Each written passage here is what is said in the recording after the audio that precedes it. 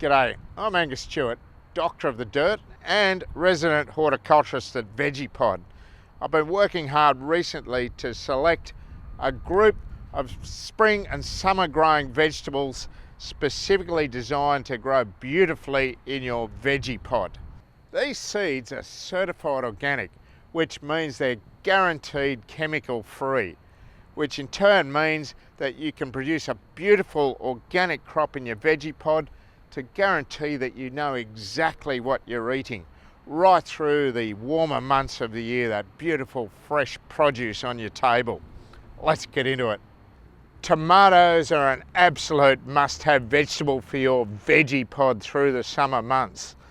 They can be a little bit tricky to grow, especially the larger fruited varieties, which is why I've selected two cherry tomato varieties for you to grow.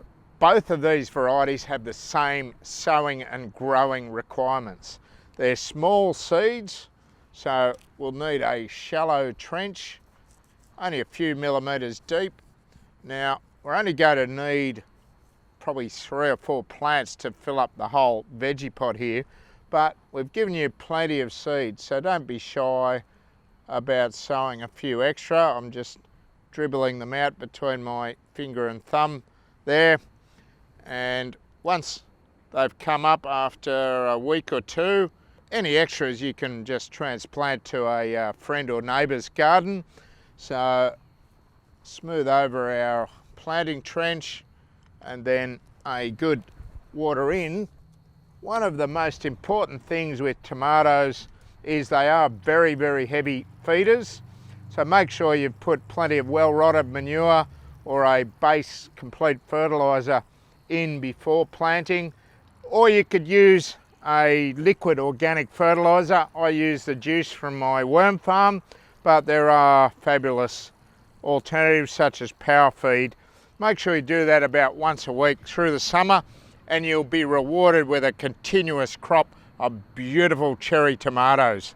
Tomatoes can grow quite rampant, so it's a good idea to stake your plant. Make sure it's in full sun, that'll help to keep it under control, and also pinch out lateral shoots. Those are the ones that form between the main stem and where the leaf meets that main stem.